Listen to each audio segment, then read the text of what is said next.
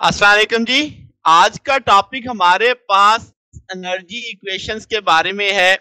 Last हमने जो lectures देखे हैं उनमें हमने मैक्सवेल रिलेशंस टीडीएस इक्वेशंस बनाई थी। फिर हमने देखा कि भाई आपके पास एंट्रोपी की चेंज को हम इंडिपेंडेंट वेरिएबल्स के साथ कैसे डिस्क्राइब कर सकते हैं। यानी एंट्रोपी आप डायरेक्ट नहीं मेजर कर सकते, तो इंडिपेंडेंट वेरिएबल्स ऐसे जिनके सारे उसकी इक्वेशन बनाई जाए रिवर्सिबल प्रोसेस में, जिसको मेजर किया जाए, यानी टेम्परेचर, वॉल्यूम और प्रेशर के सहारे आपने उनको देखा कि उसकी एंट्रोपी की मेजर करने का फार्मूला कैसे बन सकता है। तो आज का जो टॉपिक है ये भी उसी कंसेप्ट पे बेस करता है कि इंटरनल एनर्जी भी आप डायरेक्ट मेजर नहीं कर सकते, तो आप उसे डिपेंडेंट वेरिएबल रखते हुए इंडिपेंडेंट जो आपके वेरिएबल हैं उनके सहारे उसको मेजर करेंगे। तो उसकी इक्वेशन क्या होगी, तो वो हमने देखना है कि कांस्टेंट प्रेशर के लिए, कांस्टेंट वॉल्यूम के लिए कैसे आप एनर्जी की इक्वेशन बना सकते हैं। तो इसमें भी मैक्सवेल रिलेशंस हमारा साथ देंगे। मैक्सवेल रिलेशंस की मदद से ये सारा काम हो रहा है। तो शुरू करते हैं जनाब। एनर्जी इक्वेशन में फर्स्ट एनर्जी इक्वेशन क्या है? तो अगर एक क्लोज सिस्टम है, फर्स्ट लॉ ऑफ थर्मोडायनामिक्स का बुनियादी फार्मूला तो ये है कि इंटरनल एनर्जी की चेंज बराबर होती है dq माइनस dw के। तो यहां से अगर आप dq चाहिए तो dw दूसरी तरफ जाके पॉजिटिव हो जाएगा। मगर अब आपका सिस्टम चूंकि क्लोज है तो इस इंटरनल एनर्जी को हम u की चेंज से रिप्रेजेंट कर सकते हैं। ठीक होगी बात। तो अब आपको चूंकि एनर्जी की चेंज चाहिए तो du इस तरफ है, pdv दूसरी तरफ जाके क्या हो जाएगा, माइनस हो जाएगा। तो ये इक्वेशन नंबर 1 आ गई जो मुझे अब एनर्जी की चेंज बता रही है। इसमें जो Q है, अब ये भी तो हम वैसे मेजर नहीं ना कर सकते, तो इससे भी चेंज होना चाहिए। तो मैं इसमें सेकंड लॉ का सहारा लूंगा कि ds बराबर है dq बाई dt। तो यहां से dq बराबर आ जाएगा tds, ये वैल्यू यहां पे लग गई। तो अब आपकी इक्वेशन 1 किस रूप में आ चुकी है, du बराबर है tds माइनस pdv। इसे डायरेक्ट भी लिखा जा सकता है, मगर मैंने सारा सॉल्व कर दिया ताकि कोई कंफ्यूजन ना रहे। तो अब आपके पास इस इक्वेशन को दोनों तरफ से हम वॉल्यूम से डिवाइड कर देंगे, वॉल्यूम की चेंज से। तो dv आ जाएगा, इधर भी ये dv से कट जाएगा आपके पास। तो अब आपके पास बकिया क्या बचा, du बाई dv बराबर है t ds by dv minus P के। अगर आप कांस्टेंट टेम्परेचर रखते हो तो लेफ्ट साइड पे भी कांस्टेंट टेम्परेचर करना पड़ेगा, राइट पे भी करना पड़ेगा। तो आप देखो मैंने इन दोनों फैक्टर्स के नीचे लगा दिया सब में कि भाई कांस्टेंट टेम्परेचर है। अगर आप देखो कि इंटरनल एनर्जी की चेंज को आप वॉल्यूम के लिहाज से देख रहे हो, तो अब S इसमें ds बाई dv, तो एंट्रोपी की चेंज आप ऐसे किसी पैरामीटर से निकालना चाहोगे, एंट्रोपी आप डायरेक्ट नहीं मेजर कर सकते। तो मैं क्या करता हूं, इस जगह कोई दूसरा ऐसा फैक्टर लाना चाहता हूं जिसे मैं डायरेक्ट मेजर कर पाऊं। तो मैं क्या करता हूं, मैक्सवेल रिलेशन में से हेल्महोल्ट्ज फ्री एनर्जी में देखता हूं, तो partial S over partial VT ये बराबर होता है partial P over partial T eight constant volume.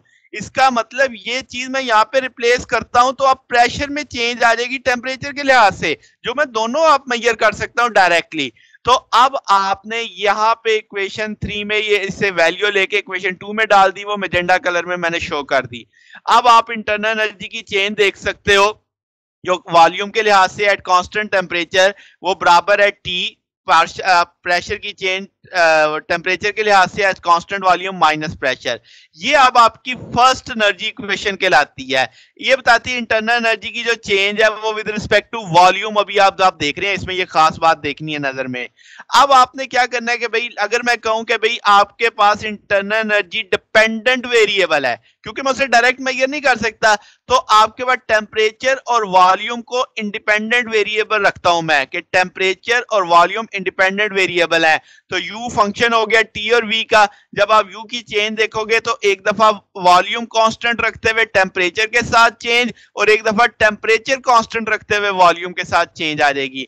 तो ये जो दोनों ग्रीन कलर में आपको वैल्यू दिख रही हैं, इनके अपने मतलब है। अगर आप देखो ये पहली चीज कि एनर्जी में चेंज आती है टेम्परेचर के साथ जब वॉल्यूम कांस्टेंट है। जब वॉल्यूम कांस्टेंट है तो वर्क तो नहीं हो सकता। इसका मतलब सारी एनर्जी की चेंज आप एक सर्टेन टेम्परेचर पे जो आएगी वो आपके पास specific heat at constant volume बन जाएगी कि भाई एनर्जी में जो चेंज आई टेम्परेचर की चेंज के साथ वो specific heat at constant volume है। तो इसे मैं CV लिख सकता हूं, यानी ये जो पहला ग्रीन पे आपको वह फैक्टर दिख रहा है ये CV से रिप्लेस हो जाएगा। दूसरे वाला देखो partial U over partial we T, ये तो अभी अभी मैंने इक्वेशन नंबर 4 बनाई थी कि आपके पास कि अभी इक्वेशन 4 आपके पास है, तो इसका मतलब ये वैल्यू मैंने लिख दी। तो क्या ये इक्वेशन नंबर 5 में ये दोनों फैक्टर रिप्लेस किए जा सकते हैं? तो पहले फैक्टर की जगह सीवी आ जाएगा, दूसरे फैक्टर की जगह ये पूरा ग्रीन पैच मैंने लिख दिया कि जो इस इक्वेशन 4 की कीमत थी temperature partial P over partial T V minus P dV. अब जरा आप इस इक्वेशन को गौर से देखो, क्या एनर्जी की चेंज आप देख रहे हो? अब वो सारे फैक्टर हैं जिनको आप डायरेक्टली मेजर कर सकते हो, टेम्परेचर, प्रेशर, वॉल्यूम, ठीक है। Specific heat at constant, volume constant होगी फॉर द गिवन सब्सटेंस या मटेरियल। तो आपके पास इस तरीके से ये कंसेप्ट है कि एनर्जी की चेंज आपने जो मेजर की वो इंडिपेंडेंट वेरिएबल्स की मदद से मेजर की।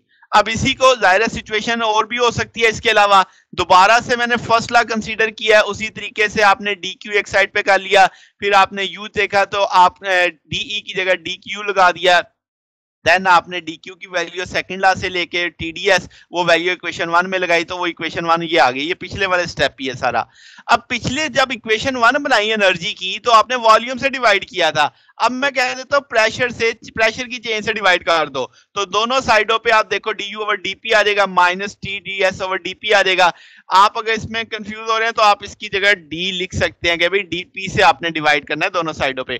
तो अब आपके पास ये इक्वेशन इस रूप में आ चुकी है। अगर मैं कहूं कि भाई टेम्परेचर कांस्टेंट है तो सारे फैक्टर्स के नीचे सब में टेम्परेचर कांस्टेंट आ जाएगा।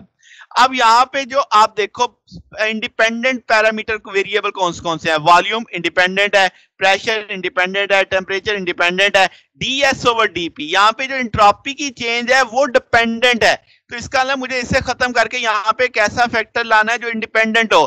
तो अब मैं मैक्सवेल रिलेशन यूज करता हूँ। गिब्स फ्री एनर्जी में मैंने पढ़ा था कि भाई partial S over partial P T बराबर होता है minus partial V over partial T P के। तो क्या ये वैल्यू यहाँ पे लग सकती है? बिल्कुल लग सकती है। आप देखो ग्रीन पैच की जगह मैं वैल्यू नेगेटिव बाहर कर दूंगा, partial V over partial T into P. तो ये अब आपकी सेकंड इक्वेशन आ गई, एनर्जी की इक्वेशन आ गई, ठीक है। अब आप देख सकते हो कि भाई एनर्जी की चेंज एट किसके लिहाज से विद रिस्पेक्ट टू प्रेशर चल रही है।